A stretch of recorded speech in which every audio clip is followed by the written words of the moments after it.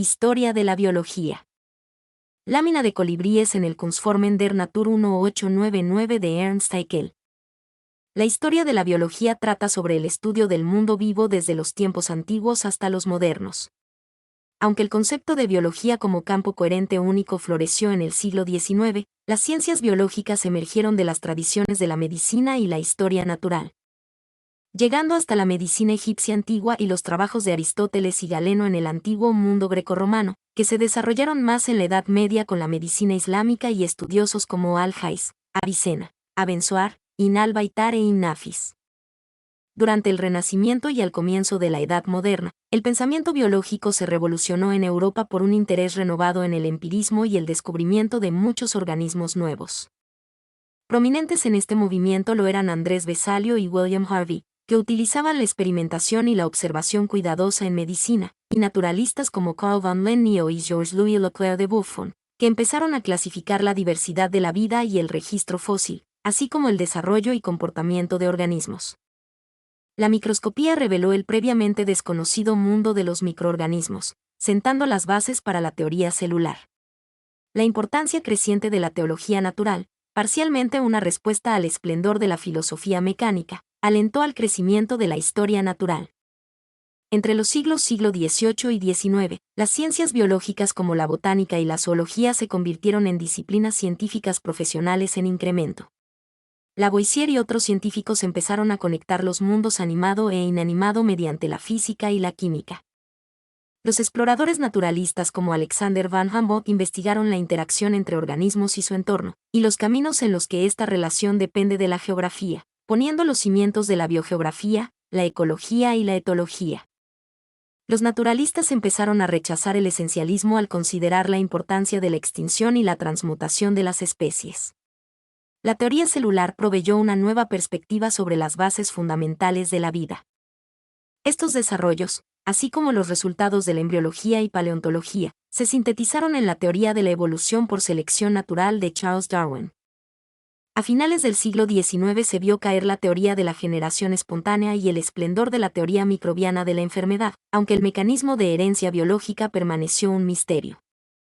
A principios del siglo XX, el redescubrimiento del trabajo de Gregor Mendel condujo hacia el rápido desarrollo de la genética por Thomas Hunt Morgan y sus estudiantes, y hacia los años 1930 la combinación de la genética de poblaciones y la selección natural en la síntesis evolutiva moderna. Nuevas disciplinas se desarrollaron rápidamente, especialmente después de que James Watson y Francis Crick propusieran la estructura del ADN con base en los trabajos de Rosalind Franklin.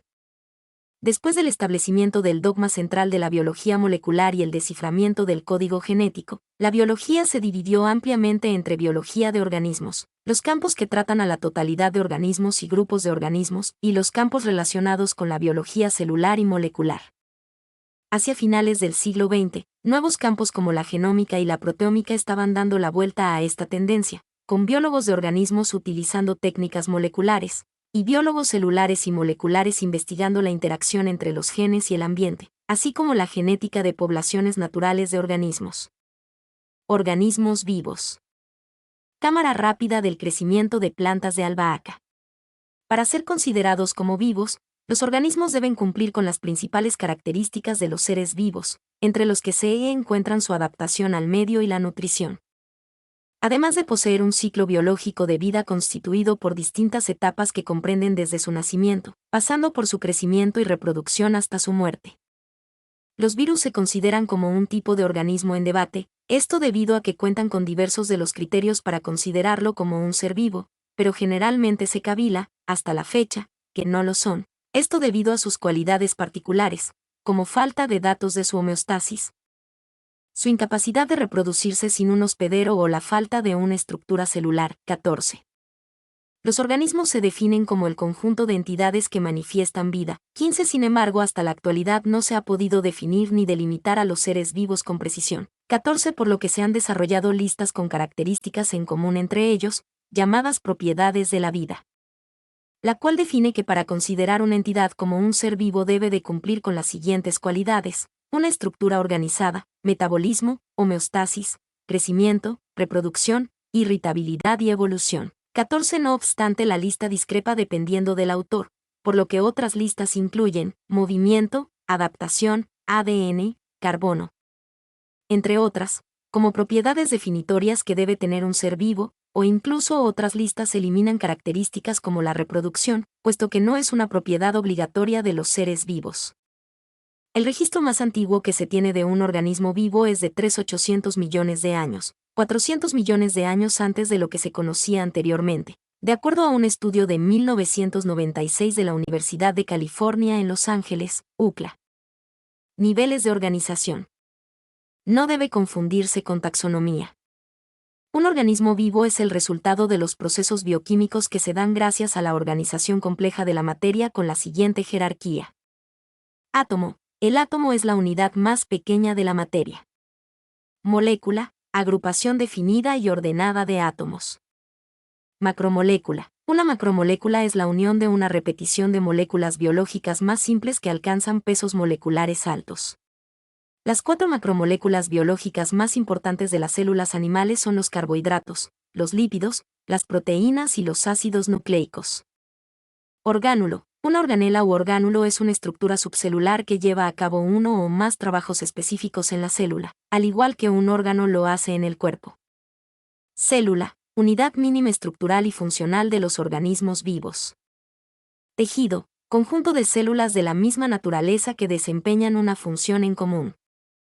Órgano. Grupo de diversos tejidos que forman una unidad funcional. Aparatos. Sistema de órganos que desempeñan una función particular. Organismo. Resultado de la organización y funcionamiento de los niveles anteriores. Especie. Grupo de seres semejantes entre sí. Población. Conjunto de una especie en una área determinada. Comunidad. Población que interactúa en una área determinada. Ecosistema. Comunidad que se desarrolla con los medios físicos de un ambiente. Biosfera. Conjunto de los recursos donde se desarrolla vida.